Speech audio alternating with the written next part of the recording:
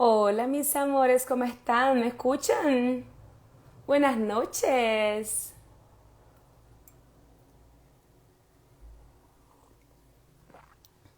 ¿Todos bien? ¿Sí? ¿Todos me escuchan? ¿Perfectamente?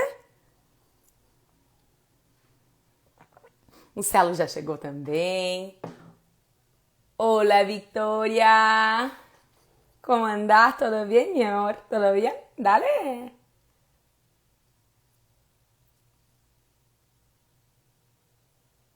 Sim, já está escuro. Buenas noches. É verdade, gente, já tá escuro. É verdade, hoje é Betão e Pax Maionese. Hoje vocês vão conhecer, gente, uma ex-colega de faculdade. Vocês só conhecem, entra, deixa eu avisar aqui, pessoas muito legais, né? Olha só, vocês lembram do Celo? Olha aí, o Celo tá aqui nos assistindo. O pessoal tá entrando, todo mundo vindo aos pouquinhos. Que coisa bem boa ver vocês hoje por aqui. Então, vamos lá. Queridos, hoje vocês vão conhecer. Antes que eu me esqueça, quem ainda não tá no grupo do Telegram, faça-me um favor de entrar. Hoje eu expliquei os porquês, coloquei lá questões com a aplicação dos porquês. Vocês sabiam disso? Verdade, vale bastante a pena entrar no grupo do Telegram também. Então, bom, continuando então, né? A Pata já deve estar chegando aí. Já tá aí, Pata? Acho que sim, né? Deixa eu ver se ela tá, deixa eu ver se eu acho a Pata por aqui. Achei a Pata. Não tem problema, Pata, aqui eu tô te achando. Então, era ali. Então, hoje vocês vão conhecer a pessoa que... Viu? A Cris tá no Telegram também. Acho bom. Vamos ver vocês lá. Oi! Bem-vinda! Graças! Tudo bom, Beta? Pati, oi! Primeiro um brinde. Ó, depois eu tenho que explicar pro pessoal. La live está escura? Como assim tá escura? Cris, não tá me vendo bem? É isso? Bom, vamos ver o que a Cris nos diz aqui. Aqui, vamos ver. Enfim. Bom, então, acho que não sei o que aconteceu. Pata, então, primeiro quero te agradecer por ter aceitado meu convite. Eu tô muito feliz Eu de que te receber agradeço. aqui. Tipo, de verdade, assim, as pessoas não têm dimensão disso. Mas a minha primeira viagem internacional foi com a Patrícia ao Uruguai, a Montevidéu. Tu lembra que nós fomos de ônibus? A Sim, gente voltou só nós duas depois. sim. As perdidas, duas mendigas na rua. A gente juntou as moedas para ficar mais dias, lembra? Lembra, a gente juntou umas moedinhas para conseguir ficar. É verdade. Sim. E daí depois a gente voltou na Páscoa, a gente voltou várias vezes. E hoje em dia a Pata tá morando lá, né? Então, olha só que coisa, né? Que ironia do destino.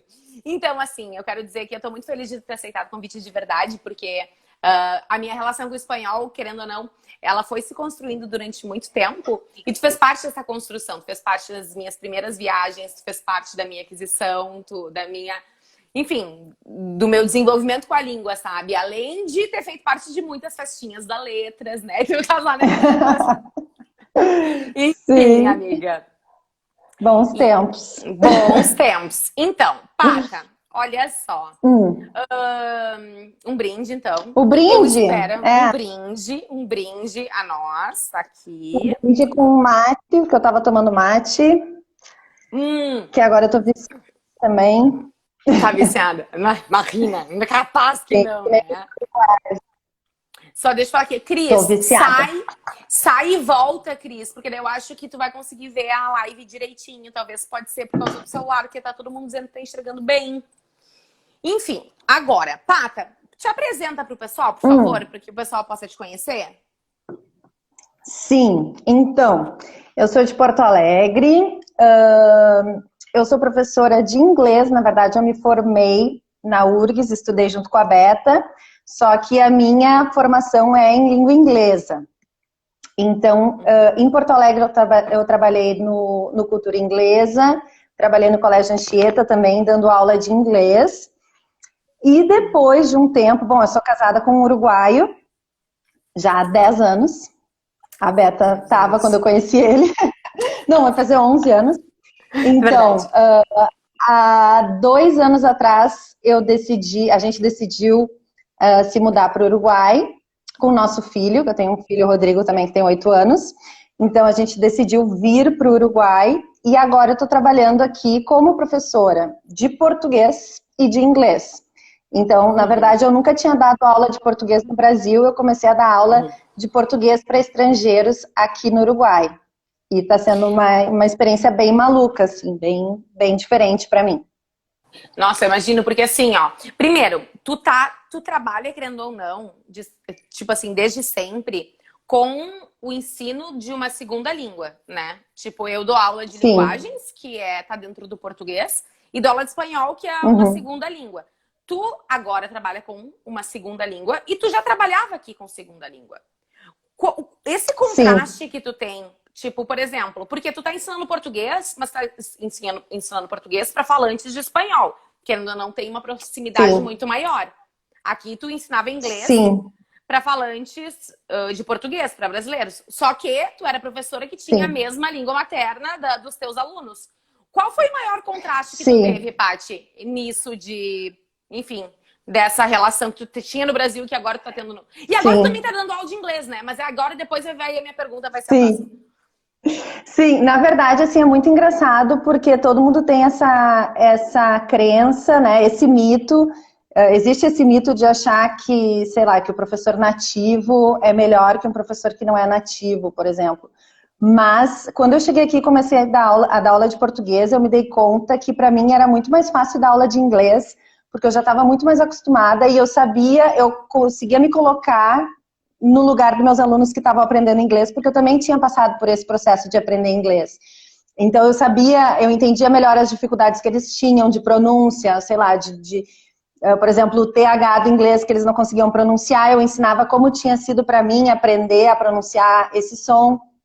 Então, para mim era muito mais fácil. E quando eu comecei a dar aula de português aqui, foi muito mais difícil para mim. Então, desconstruiu esse mito de que porque tu é nativo, tu sabe ensinar aquela língua. É um processo, até hoje, agora vai fazer 2 anos que eu tô aqui, e até hoje eu tenho que preparar minhas aulas de português, e eu tenho que tentar pensar nas maiores dificuldades que os uruguaios têm, né, quando eles vão aprender o português, assim, que são coisas que às vezes a gente não imagina, que a gente não pensa, sei lá, essa coisa de eles não entenderem direito como se diz, eles sempre confundem e falam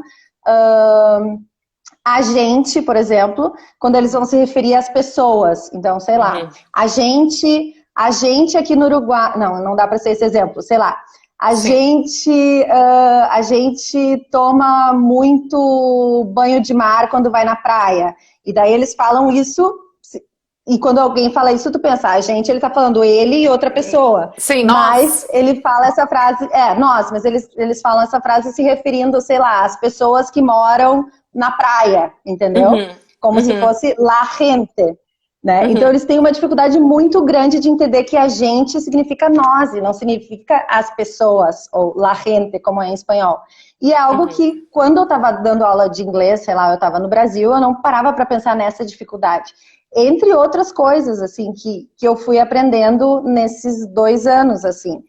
Então, e daí, o que eu acho é que isso me fez pensar, e eu acho que todo mundo deveria valorizar, por exemplo, as pessoas que são formadas em letras, que estudam para isso, e não precisam ser nativas, né, para serem boas professoras. Então, às vezes, na maioria das vezes, isso não tem nada a ver. Pode ser que uma pessoa seja nativa numa língua e seja muito bom profissional, mas acontece muito de a pessoa, simplesmente por ser nativa, enfim, achar que pode dar aula de alguma língua, e não é assim.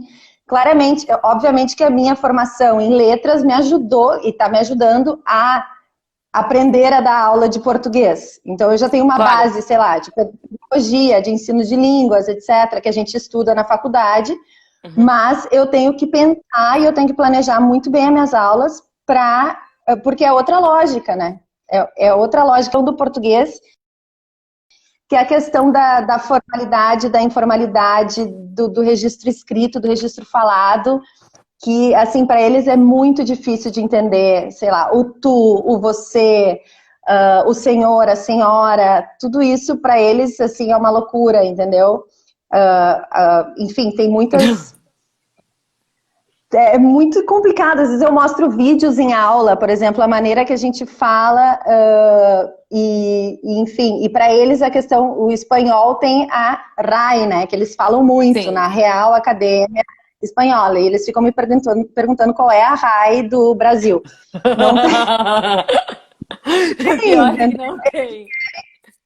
e eles, a maioria, eu tô falando eles, tô generalizando, mas Sim. assim, os alunos, por exemplo, do ICUB, que eu dou aula do Instituto de Cultura Brasileiro Uruguaio, que é um instituto que tem muitos anos aqui no Uruguai, fez aniversário agora de 80 anos até, se eu não me engano.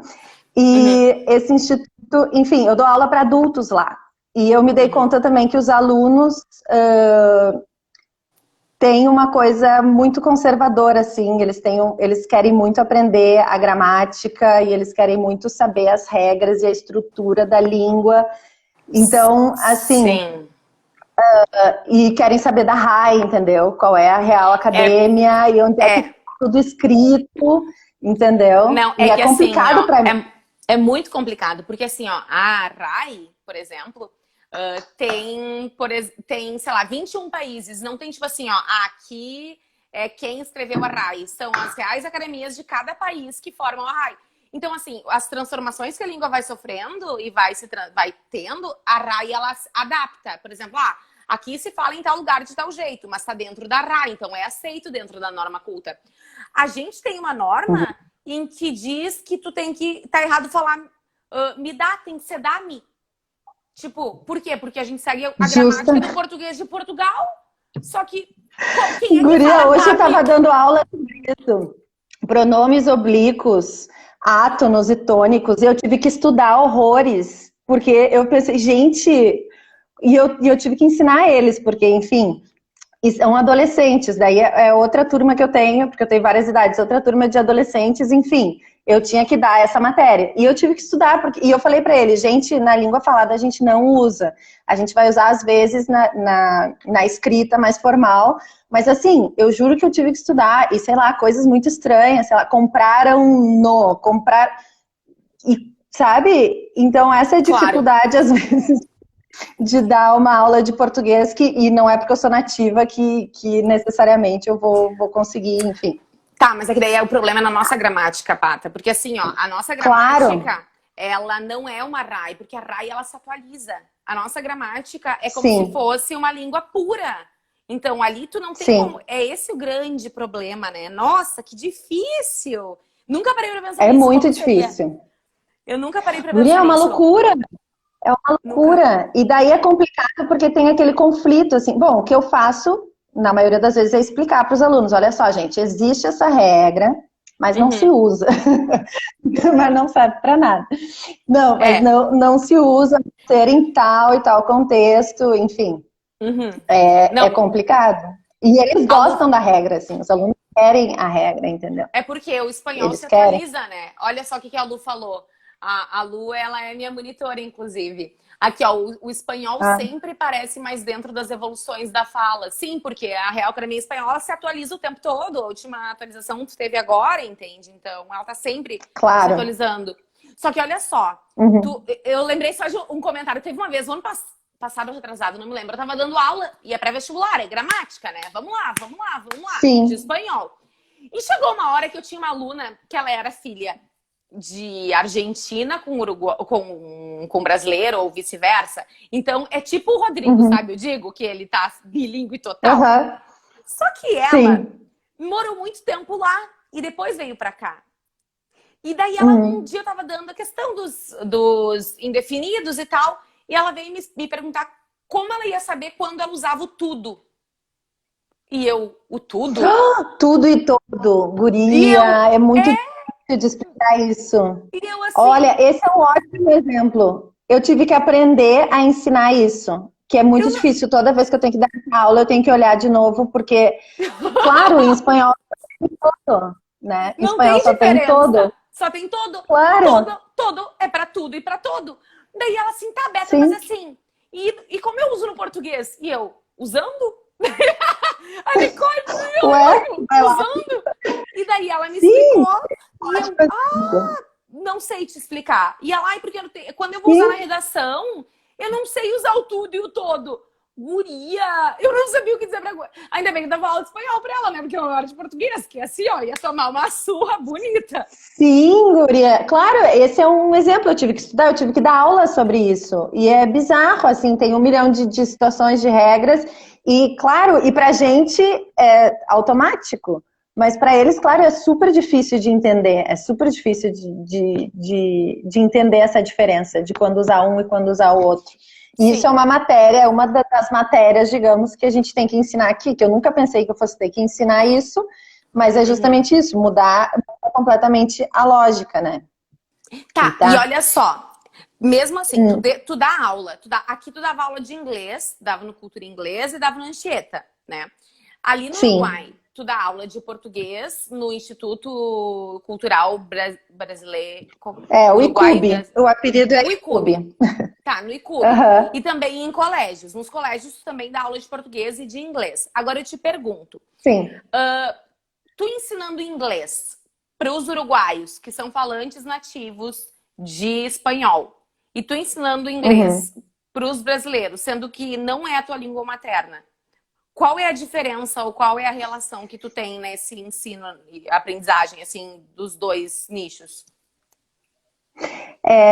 Bom, o contexto é diferente. Tem uma coisa aqui no Uruguai que é assim, bom, tem muitos colégios privados que são bilíngues aqui, né? Então, eles têm muito a cultura de fazer exame de proficiência de Cambridge. Então, eles fazem todos, o PET, enfim, CAI, e tem muitas escolas, muito mais do que no Brasil. Por exemplo, em Porto Alegre, a gente tem uma escola famosa que é bilíngue, não é tão comum, né? Aqui tem muitas escolas que são bilíngues, até o Rodrigo, meu filho, vai numa escola que de manhã eles têm aula de espanhol e de tarde eles têm aulas em inglês, que é bilíngue também. Então, o que acontece? O que me surpreendeu um pouquinho foi, primeiro, o nível de língua, né? Porque, claro, eles têm normalmente 6 horas de inglês por semana. Então, desde pequenininhos, né? Estou falando do contexto privado, né? No público é diferente, eles têm menos horas, alguns colégios não têm, enfim, é diferente. Mas no privado a maioria dos colégios tem muitas horas, muitos períodos por semana. Então, eles têm um nível de fluência bastante alto, assim, de vocabulário, enfim. Então eu notei essa diferença, né? Claro que a quantidade de carga horária faz toda a diferença quando a gente está aprendendo uma língua, né? É diferente. No Anchieta eu tinha 2 períodos ou 4 períodos por semana, então é pouco tempo, né? 4 períodos de 40 minutos, 45 Numa minutos. turma? Enfim. Não me lembro exatamente quantos minutos. Para cada turma tinha 2 ou 4. Tá, peraí, não, é que para uma turma tem 6. Aqui ali tem 6. E aqui no Anchieta, mas no Anchieta também 4 períodos. É muito período, Pata. Então são 2, não me lembro. Pode ser? Alguém aí dá aula no Anchieta. Eu acho que era tipo 2 por semana. Eu acho que era 4, Beta. 4 de 40 minutos cada um. Mas mesmo assim, é bastante quando tem 4 períodos semanais. São poucos colégios que têm bastante... uma carga horária alta para a língua estrangeira. Agora tu me deixou na dúvida, não me lembro. Mas eram 2 ou 4. Eu via eles 2 vezes por semana, tá? Cada turma. Tá. E essa diferença, isso faz toda a diferença. Então eles têm muita fluência. Só que o que tem aqui também é uma cultura muito de exame, assim. De exame e principalmente exame de Cambridge. Então eles querem... todo o currículo da escola se baseia no exame de proficiência. E no português também existe essa cultura, assim, de exame, né? De ter que ter um certificado. Então, tem o certificado CELP-Brás, que é do português. Inclusive, eu tenho várias turmas que estão se preparando para fazer esse exame. Então, essa também é uma diferença, assim, que às vezes é interessante, é legal, assim, tu preparar os alunos para aquele objetivo, mas às vezes me incomoda um pouco também, porque parece que tudo que tu faz é por causa do exame, é por causa daquele momento, daquele teste. E eu acho que ensino de língua vai muito além, né? Eu gosto, enfim, de trabalhar cultura e coisas mais significativas. Não que ter, enfim, uma proficiência em uma língua não seja significativo, mas, enfim, eu gosto de trabalhar com outras coisas e essa coisa do exame acaba fechando um pouco o leque de opções que a gente tem, sabe? Então, essas duas foram as principais diferenças, assim, a questão de estar sempre focado em exame, né? E tanto no inglês quanto no português. E a questão da quantidade de carga horária que eles têm, né? Que é maior. De língua, porque eles têm horas também, né? No colégio, mas e a tua relação com o aluno? Tipo assim, tu como professora, pra ti é exatamente isso a também. mesma coisa? Tipo assim, dar aula de inglês aqui, dar aula de inglês ali? Não? Não é a mesma coisa.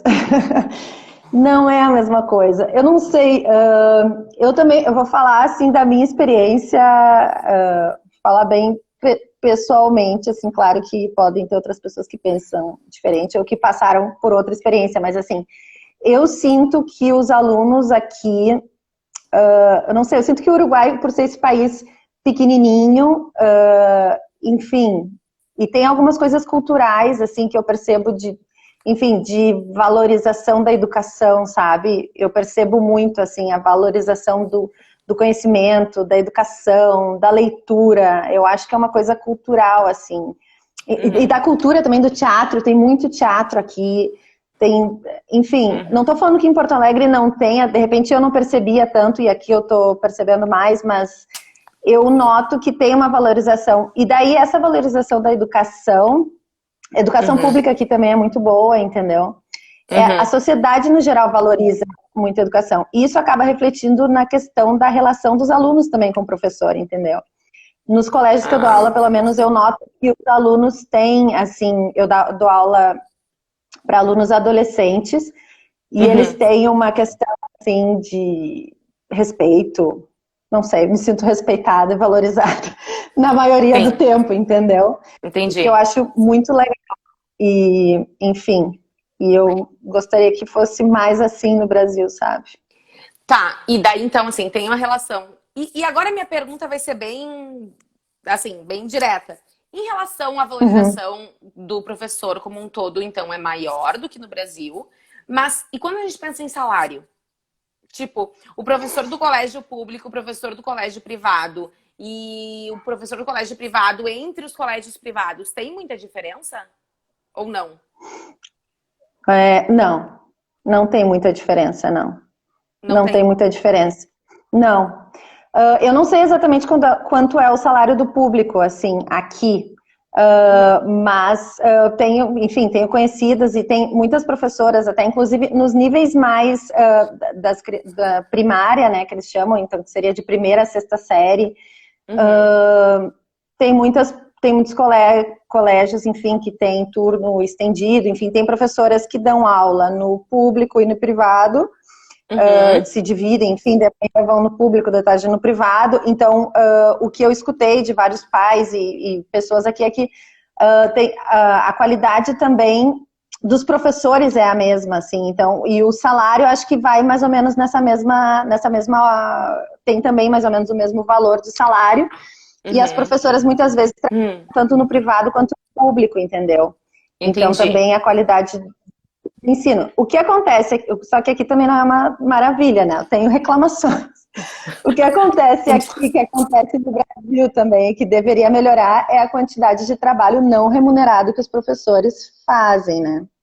Sempre. Então, de correção, de preparação de aula, de burocracia. Então, é sempre não, mas enfim, esse ano ainda com a questão da pandemia, a gente a questão da avaliação está sendo diferente, então a gente tem que escrever juízos, que são uma descrição do desempenho do aluno. Então tem que escrever um textinho curto para cada aluno, avaliando ele, isso leva tempo. Então, assim, é muito trabalho em casa não remunerado. Então, assim, a remuneração é boa, nos colégios particulares, enfim, é boa, sim. O professor consegue, no público, tipo assim, bem. E eu ia perguntar, e outra coisa, Trabalha muito. é boa e trabalha muito, mas quando que tu pega, por exemplo, um professor do Uruguai e um médico do Uruguai, a diferença salarial é absurda, tipo aqui, ou não? Tipo aqui, de modo geral. Eu não tô falando assim, tu pode dizer assim, mas assim, eu na Anchieta ganhava bem. E tipo assim, sim, sabemos, sim. Né? Tipo assim, né? Quando que tu pensa em colégios renomados, grandes, de Porto Alegre, de Canoas, assim, dos grandes centros urbanos, os professores, eles são bem remunerados. A gente não pode reclamar, sim. Né? Sim. Mas é um nicho muito pequeno.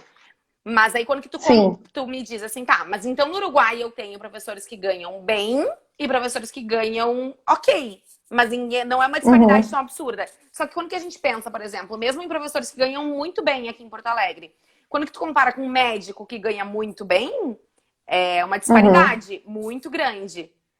Não um professor que ganha muito bem de um médico geral, assim. Mas eu tô falando assim, de uau! A mãe dizendo saudade também. Oi, que amor! Oi, saudades! Beijo! Então, tem essa diferença Beta. salarial? Não sei, né? Só uma curiosidade. Daí tu me pegou. Pois é, eu não sei. Eu sinto que sim também, sabe? E eu sinto que depende também.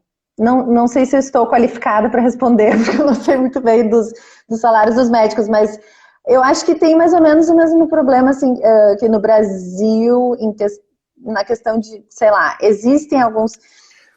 Não sei. Eu acho que tem aquela coisa da elite, assim, dos médicos que, enfim, particulares, mas ao mesmo que tempo é ganham muito. engraçado. Porque assim, aqui para o pessoal entrar em medicina, por exemplo, é muito difícil, é muito concorrido. Ali não. Sim. Aqui não. Aqui é a faculdade pública.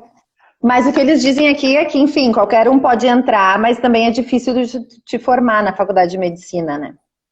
Ou seja, tu tem que passar e tem que terminar. Então, assim, claro, tem vaga para todo mundo, né? As salas, eles dizem que, enfim, os alunos me contam que, enfim, tem muitos alunos por turma, não sei quantos, por cadeira, enfim, por matéria.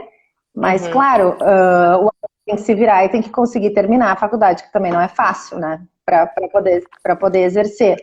Mas sim, mas a faculdade é gratuita e não tem vestibular, então tu vai com a tua identidade e tu te inscreve e tá. E tem brasileiro estudando aí, Paty? Tu sabe se tem? Tipo assim, eu sei que a Mari foi pra aí, né? A Mari, não sei se ela chegou... A Mari fez uma parte da faculdade aí, né? Ela tá fazendo mestrado agora. Eu me inscrevi no mestrado também, na verdade. Esqueci de falar.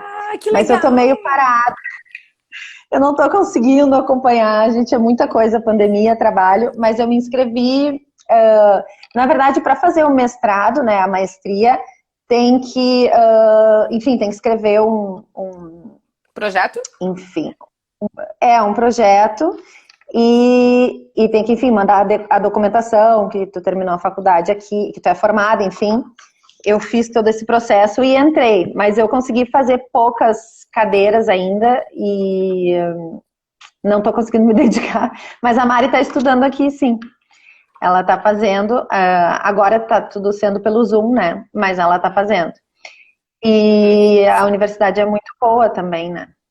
Sim. É muito boa a universidade pública, a UDELAR, né, que é a Universidade da República, é muito boa. E tem muito brasileiro aqui, tem muito brasileiro estudando, trabalhando, enfim, lá no ICUB, onde eu trabalho, a maioria, são todos brasileiros, praticamente, a maioria do Sul, alguém falou aí do sotaque, a maioria de Porto Alegre.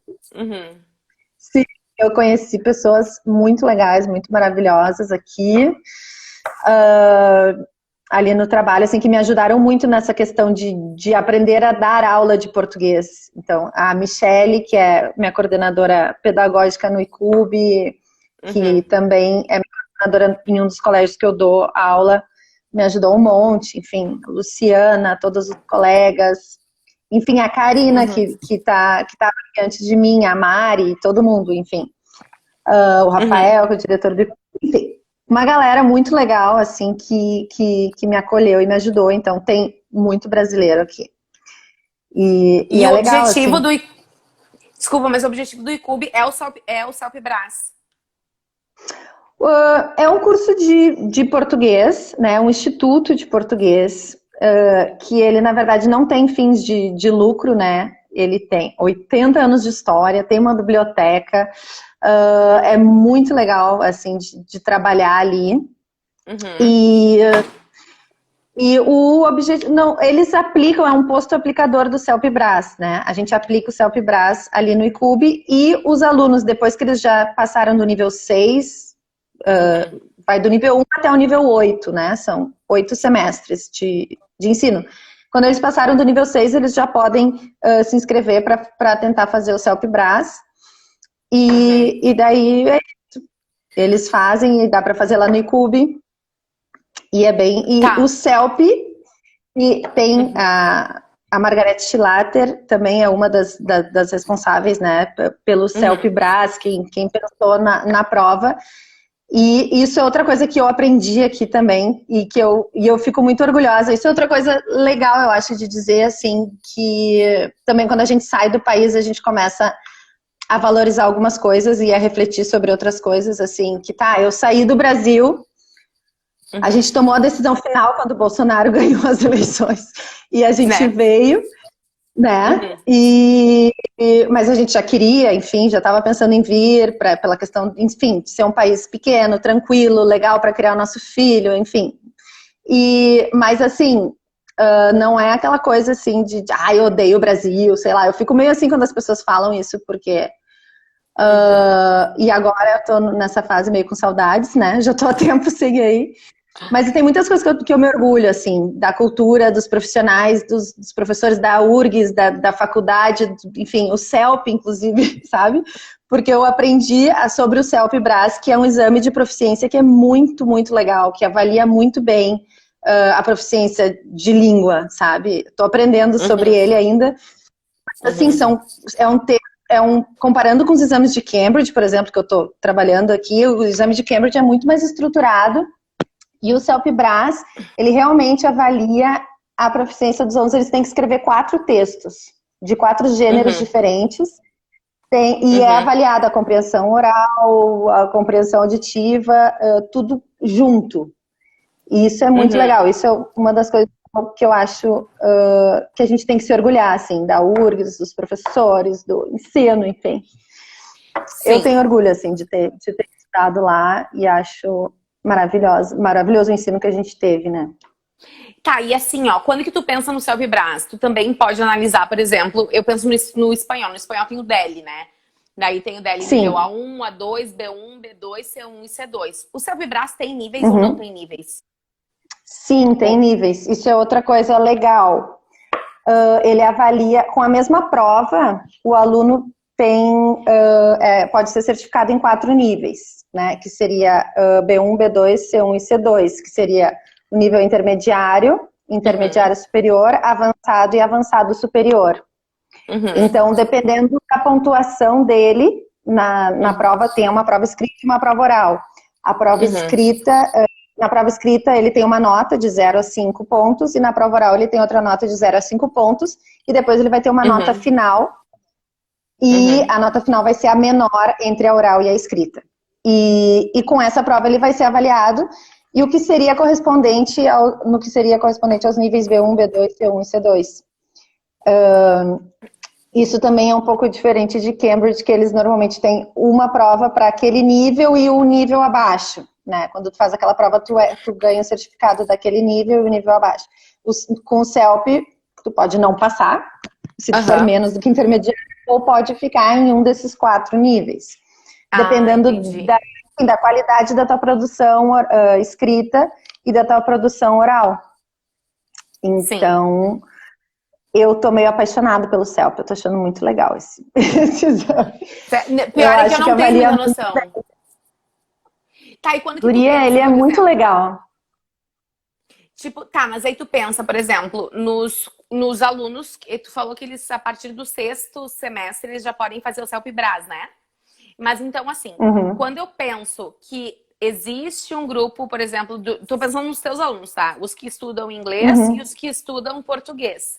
A facilidade, uhum, na minha cabeça, né, enfim, é muito maior com o português por ser uma língua irmã do que com o inglês. uhum, Mas os testes de Cambridge, por exemplo, existem há muito tempo.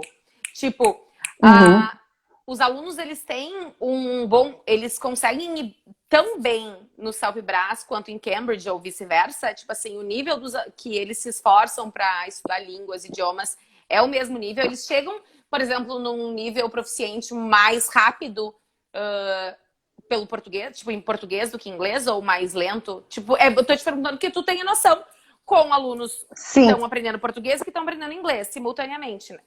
Então... Eu acredito que sim, Beta, porque, inclusive, a gente diz que, enfim, se o aluno ele vai aprender, porque o CELP-Brás ele é um exame internacional e ele é aplicado em todos os países, não sei, não em todos, mas em vários países do mundo. Então, eu fico imaginando, sei lá, um aluno que é chinês ou de uma língua que é mais, enfim, distante, para eles é muito mais complicado, enfim, de Sim. aprender. E a gente diz que se o aluno já é falante de espanhol, ele já tem um nível A1 automaticamente, porque são línguas irmãs, entendeu? Tem Uhum. muito vocabulário que é igual, que é muito parecido. E como o CELP ele não avalia coisas isoladas, como, sei lá, estrutura, gramática, Uhum. o objetivo central é a comunicação, é avaliar se o aluno consegue se comunicar numa situação real de fala. Então, tem a questão dos gêneros, assim, de escrever, sei lá, um e-mail ou um Uhum. artigo informativo e de conseguir entender. Todas as tarefas são bem significativas, assim, são a partir de reportagens de jornal, ou, enfim, Uhum. então, é para ver se o aluno realmente consegue realizar tarefas no mundo real e como ele consegue, né? Se ele consegue fazer isso no nível intermediário ou se ele já é um nível avançado. Então, dependendo, por isso que ele avalia 4 níveis também, né? Porque dependendo da, Sim. enfim, da quantidade de inequações gramaticais, lexicais, ele vai ter um nível um pouco menor. Mas tudo é Uhum. avaliado tendo em conta se ele cumpriu com aquela tarefa, assim. Tem a questão de se o enunciador, o interlocutor do texto estão adequados, enfim. Uhum. Uhum. Eu acho muito, muito interessante esse exame e estou adorando, na verdade, trabalhar com preparar os alunos para isso, assim. Porque Sim. é bem significativo e eu acho que é um instrumento que avalia muito bem se a pessoa é proficiente ou não, porque eu posso muito bem, por exemplo, eu tô, eu tô avacalhando com os exames de Cambridge, mas tá, eles têm coisas boas. Mas assim, por exemplo, se eu tenho uma prova, sei lá, o que os alunos fazem muitas vezes é decorar o funcionamento daquela prova ou aquele tipo de exercício e isso não quer dizer muita coisa. Depois de um tempo eu vou esquecer disso, sabe? Uhum. Sim. Ou eu vou ter treinado para fazer aquela ferramenta, mas eu acho que aprender a escrever textos em uma língua e aprender a ter uma conversa, porque a prova oral também é diferente da prova. O aluno não conversa com outro colega que está aprendendo, ele conversa com um interlocutor e é para Uhum. ser uma conversa próxima, são 20 minutos, é uma prova longa, 20 minutos de prova oral, e é para ser uma conversa super natural, assim, sabe? Como se fosse uma conversa normal. Então, a primeira parte da Entendi. conversa tem um questionário que o aluno responde sobre perguntas pessoais, assim, tipo, ai, e aí, como é que... e aí não, né? Mas tá. Me conta qual é a tua relação com o Brasil, você já foi para o Brasil, o que você sabe sobre a cultura do Brasil, perguntas que pessoas normalmente fariam na vida real para alguém que está aprendendo português, ou sei lá, por que você está aprendendo português? Sei lá, os 5 primeiros minutos da prova oral são isso, entendeu? Então é vida real. Entendi. Depois tem algumas imagens e alguns textos que eles têm que falar sobre, mas sempre nessa lógica de ser uma conversa. Então, Entendi. eu acho isso bem legal. Tô bem empolgada com essa parte aí. Nossa, na verdade, o DELI também tem essa. As pessoas estudam para passar no DELI, né? Então, realmente, eu acho que é bem revolucionário do jeito que tu tá falando, porque eu não tenho noção de como funciona o português para estrangeiros. Mas eu tenho uma dúvida, uma grande dúvida. Por exemplo, tem alguns fonemas que as pessoas têm muita dificuldade de falar no espanhol, tipo r, sabe? Se eu começo assim, Beta, como eu faço? Daí eu falo, começo a treinar.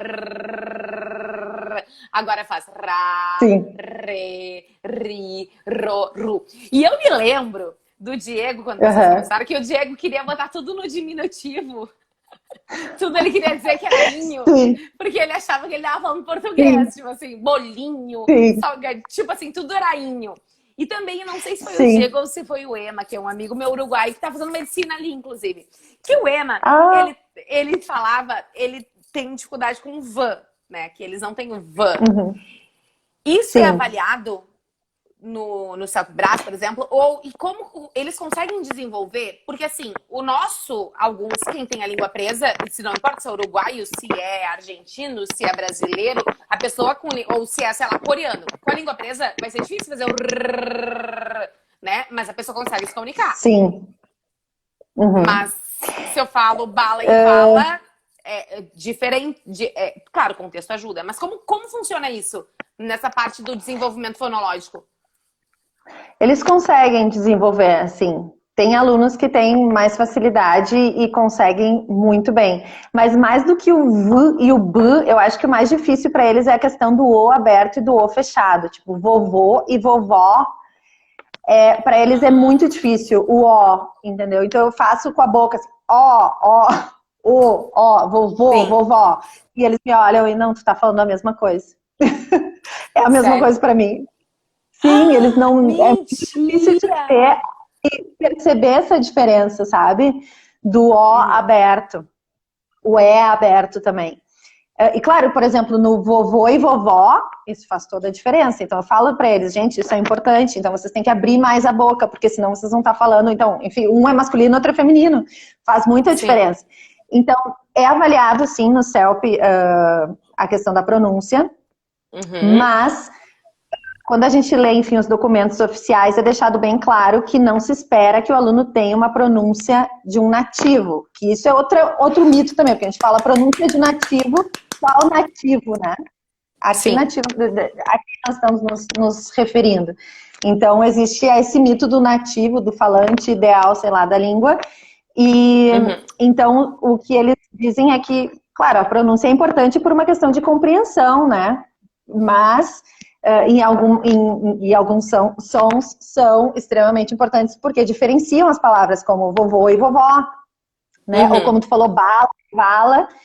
Mas enfim, o principal, eles têm 6, por exemplo, tem 6...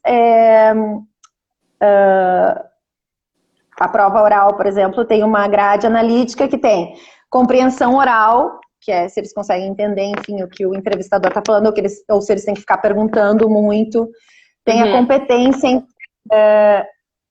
alguém está falando, ainda não consigo entender a diferença entre essas duas palavras. Vovô e vovó. Vovô e vovó?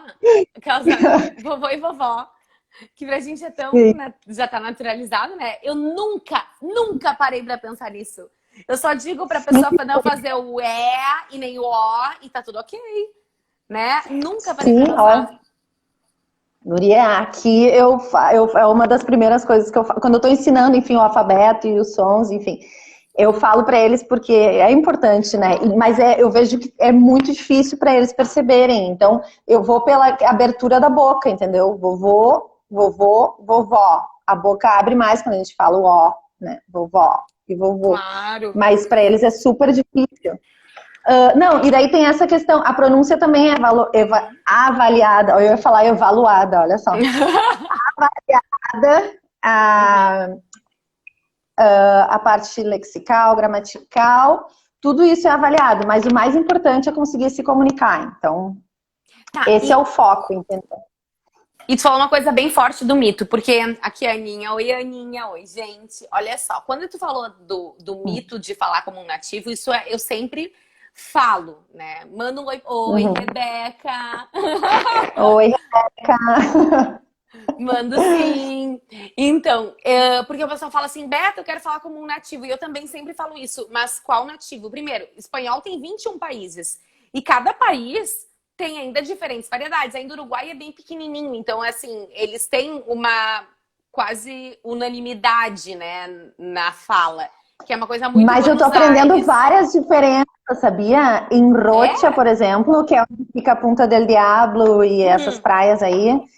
eles usam tu. Eles usam tu, não usam vós. Que na Provavelmente. maioria do. Não, eu não Eles sabia usam tu, disso.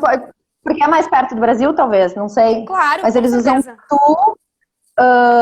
E qual é a outra diferença? E também tem o namorado da tia do Diego, do meu marido, ele é de Salto.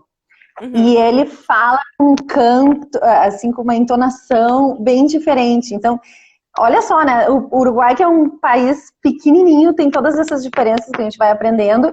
E É. imagina eles que estão aprendendo o português do Brasil, né? Então, tem Nossa. essa coisa assim, pô, olha, às vezes eu não entendo que uma pessoa de uma determinada região do Brasil fala. Então, É. existe uma diferença gigante. Então, assim, exatamente, é um mito essa coisa de falar como um nativo, né? Tá, e eles têm isso também? Eles chegam querendo falar como um nativo? E pra eles nativo é carioca? Ou nativo é gaúcho? Aquelas, olha a Eu, minha dúvida. eu escutei enfim, no ICUB, como é um instituto muito antigo, eles falaram, já me contaram que faz muitos anos, os professores, enfim, os diretores pediam que os professores falassem como carioca, com sotaque carioca. Não sei se isso confere essa informação Sério? ou não, estava lá nessa época, mas parece que existia uma questão assim, né, Uhum. enfim, usar você e tal. Hoje em dia, bom, isso é uma coisa que eu fico me perguntando também, assim, eu acho que, enfim, para os alunos, eu quero falar como eu falo de verdade, assim. Tem a questão da conjugação do tu, né, porque Mas é eu que não falo ninguém tu usa. eres, pois é, Não, é ninguém que usa. ninguém usa. Não tem o porquê tu usar. Porque ele vai chegar aqui e vai ser um ET falando tu és, Claro, fizeste. claro, Tipo, exatamente. né? Exatamente, não, eu falo como eu falo, mas ao escutar tanto, às vezes eu me pego falando o que é muito estranho, sei lá, alguma frase quando eu tô falando com algum aluno ou alguma aluna, eu tô explicando, às vezes eu me pego falando você. Não sei se é porque eu tô ouvindo também você, sei lá, dos vídeos ou das Uhum. mídias que eu tô mostrando, mas às vezes eu me pego falando e é muito estranho, assim, quando eu cheguei eu vi os professores falando você, eu pensei, ai gente, que estranho, eu não vou falar você, porque, né? Sim, E às vezes eu me sim. pego falando, mas assim, eu acho que, não, a gente tem que falar, enfim, como a gente fala e tentar fazer com que os alunos tenham contato com outras variações, mas que eles entendam, né? Essa questão e que, enfim, lutar contra o preconceito linguístico, né? Claro. Essa questão está sempre falando tá, existem todas essas variações, nenhuma é melhor ou pior do que a outra, Uhum. é a riqueza da língua, né? E tem em todas as línguas, em todas as regiões, tem no Uruguai que é desse tamanho, tem em todos os Mas países, o inglês, Brasil espanhol. é gigantesco. O Brasil é gigantesco. E dentro do Rio Grande do Sul, o pessoal da região metropolitana fala de um jeito, mas bem de Porto Uhum, Alegre fala de um jeito. Mas aí depois tu vai lá para Novo Hamburgo, que ainda faz parte da região metropolitana, eles já falam o R diferente. Tu vai pro interior, uhum, pro Pampa, de outro jeito. Tu vai, tipo assim, só dentro do Rio Grande do Sul, sei lá, pra Serra, pra Bento, de outro jeito. uhum. Imagina que é um Sim. pedacinho do Brasil, um pedacinho. Então, eu Uhum. tento falar isso muito, muito, muito aqui para os alunos, para os seguilunos, para os seguidores, sobre essa questão, sabe? Essa concepção linguística Sim. que... Mas eu também eu acho que, como tem 80 anos, Pata, olha só. 80 anos. A sorte linguística surgiu nos anos 60. Pensa comigo. Nos anos 60. 70, 80, 90, 2000. 2010, 2020. Tipo assim, o negócio, o Uhum. ICUB existe há 80 anos. Então, quando ele surgiu, não existia nem sociolinguística. Tipo assim, a língua evoluiu tanto É verdade. Porque a sociolinguística existe há 70. E a gente discute sobre essa questão de preconceito linguístico há, no máximo, oficialmente, tipo assim, mesmo, uns 30, 40 anos. Uhum. Sim, Então, sim. eu acho que a gente está num processo evolutivo muito grande ainda. Porque eu não tinha visto, nunca vi no colégio preconceito linguístico. Eu achava que o certo Sim, era eu o jeito que também a gente não. falava. Tu lembra quando a gente chegou na Sim, letras? O susto sim, que era, sim. tipo, Já chegava direto no banho, Marcos é, Banho, para acordar. é, Não, eu acho isso maravilhoso, assim, eu me apaixonei por essa questão, assim, de pensar e refletir sobre essas questões da variação. E também é libertador, porque a gente tem, quando a gente fala português, e essa questão do tu e de não conjugar o verbo, a gente tem a sensação que a gente está sempre errado, que a gente não sabe falar, que a gente uhum, fala português errado, sabe? A gente escuta isso o tempo inteiro, sabe? A gente está sempre inseguro, pensando, será que eu estou falando certo? Eu estou falando errado? Mas, na verdade, quando a gente começa a entender melhor essa questão, assim, do que é a língua escrita, enfim, o registro mais formal, informal, a uhum, fala, as variações, tudo isso é libertador e é super importante, assim, a gente vai, a gente vai deixando de acreditar em vários mitos, assim, em relação à língua, e eu acho super importante isso pra gente que está dando aula de línguas, né? E de novo voltando à importância uhum, da formação, né? Formação uhum, da gente, da aula de línguas, que eu acho que é uma coisa que tu fala bastante e que eu acho super importante, assim, que não é qualquer pessoa que, porque a pessoa que não tem formação, ela pode estar espalhando ainda mais esses mitos, sabe, uhum. sobre a língua, enfim. Então, por isso que é tão importante as pessoas terem aula de línguas com alguém que realmente estudou e sabe o que está fazendo, né? Uhum. Não, E isso é verdade. não. Olha, eu vou te dizer. Porque tem uma página grande, bem grande, inclusive, só que é de uma pessoa não formada. E essa página de uma Uhum, pessoa não formada, a pessoa não formada, essa moça, ela diz que o espanhol se fala como escreve. Primeiro, nenhuma língua se fala como escreve. E ela tenta sim. falar o português de um jeito que ninguém fala. Tipo, ela Uhum, tenta conjugar tudo perfeitamente, só que na vida real as pessoas não falam assim. Então, assim, sim. eu acho que é super importante, né, da gente refletir e, tipo, eu acho que o meu papel acima de ensinar dicas, porque dicas todo mundo dá, né, querendo ou não. A pessoa, ela tá Sim. pegando comigo, os seguidores, eles aprendem comigo, eles aprendem com outras páginas e tudo mais. Mas, Uhum, o meu objetivo principal é as pessoas entenderem que estudar uma língua vai muito além do que só decorar um monte de regra gramatical. Tem uma questão cultural, tem uma questão social, tem uma questão linguística, né? E tu acaba sendo imerso num novo universo, né? Eu acho que é esse o nosso papel.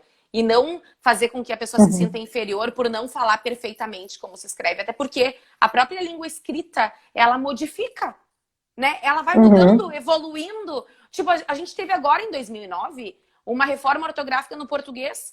Ou seja, a língua Sim. muda o jeito que as pessoas mais antigas falavam, mais velhas falavam, mudam do próprio português, como não vai mudar no resto, né? Então, acho que Uhum, esse é um ponto que a gente sempre tem que ficar dizendo, presta atenção aqui, tipo, tu sabe falar, como tu não vai saber falar a tua língua materna? Só que os uruguaios, eles sabem que eles sabem falar a língua materna, isso que é incrível, né? Talvez pela RAI, porque tu não vê um uruguaio dizendo, ai, eu não sei espanhol. Já parou pra pensar nisso?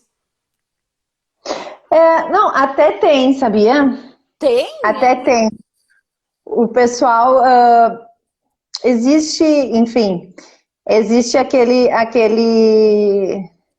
espanhol não padrão também, que seria, sei lá, da periferia, mas ele está muito ligado com a questão, sei lá, de gírias também, e de coisas assim. Tem outras variações também, mas, no geral, eu acho que a questão a gente tá mais acostumado a ter esse pensamento assim de, eu não sei falar português, ou sei lá, porque eu não, Uhum. por essas coisas, por essa coisa que tu estava falando, assim, que a gente tem essa gramática que já não Não descreve se mais, né? encosta, né? É. Sim, sim, na questão do português. Então, então é isso, eu acho que, sei lá, eu acho que é importante a gente desmistificar essas coisas da língua. Acho que faz parte do nosso papel. E é legal porque quando a gente abre, assim, os olhos dos alunos para essas coisas, né? Uhum. De tipo assim, não, tu sabe português, sim, sabe? Sim. Ou, enfim, ou Eu sempre... tu tá aprendendo, entendeu? E tu fala o quê? Tu E, fala húngaro, né? Tipo, a pessoa não sabe falar na língua nativa dela, língua materna. Como assim? Isso eu fico muito chocada. sim, Mas, sim. tá. E o mais engraçado, eu acho que provavelmente sim, né? Só tem mais uma pergunta porque eu me lembro disso. Isso foi muito importante para minha formação também. Quando Hum, a gente foi ao Uruguai, acho que foi, não sei se foi na primeira vez ou foi na segunda que a gente foi juntos, ou se pá na terceira, sei lá. Mas assim, teve uma das vezes que a foi. gente tava A memória. no Esplêndido, e daí eu lembro que tinha. Sim. Foi na primeira, dois chilenos, um Aham. madrilenho, e tinha também Uhum. um uruguaio, e nós, brasileiras, falantes de espanhol. E todo mundo se comunicou perfeitamente. Então, Sim. isso é incrível do espanhol por essa questão, né, enfim, de tudo que a Real Academia Espanhola conseguiu fazer, né, unificar algo que é tão diverso. E Sim. no E português não. não, No desculpa. português não. Desculpa, no português do Brasil sim, mas o português daqui com Portugal, por exemplo, é completamente diferente. E eles têm noção disso? Tem. Inclusive o CELP Brás é Brás porque é do Brasil, português brasileiro. Uhum. Enfim, português de Portugal. Enfim, eu fui dar uma aula, tinha uma aula do livro lá que a gente usa que falava sobre as diferenças de português de Portugal e português do Brasil. Tinha um texto que trazia algumas diferenças e eu me dei conta que eu não sei nada de português de Portugal, que É. tem muitas palavras diferentes, enfim, vocabulário, enfim, é muito diferente. Estrutura também. Mas outra coisa que eu pensei quando tu estava falando isso do hostel que a gente ficou na primeira vez e do pessoal, É. que eu Saudades do acho que Esplêndido. outro papel também dos professores de espanhol, e que eu acho muito legal, é a questão de conscientização de que nós, do Brasil, que o Brasil faz parte da América Latina, sabe? Que nós somos latino-americanos e a gente devia ter muito mais ter mais esse sentido, sei lá, essa identidade latino-americana, que eu acho que Uhum. muitas vezes o Brasil, não sei se só pela questão da língua, ou sei lá, o Brasil parece que está fora da América Latina, né? E eu me lembro que até eu fui dar uma aula de inglês uma vez no Anchieta, e tinha um mapa e tinha uma pergunta para os alunos de quais os países que faziam parte da América Latina, e para os alunos, eles achavam que o Brasil não fazia parte os alunos adolescentes, que o Brasil não fazia parte da América Latina. E daí eu comecei a pensar sobre isso, e realmente, assim, quando a gente pensa, até eu estava vendo o documentário que o Marcelo me indicou, que se chama Portunhol, que é bem legal, assim, Vou que fala anotar. sobre a fronteira, é muito legal.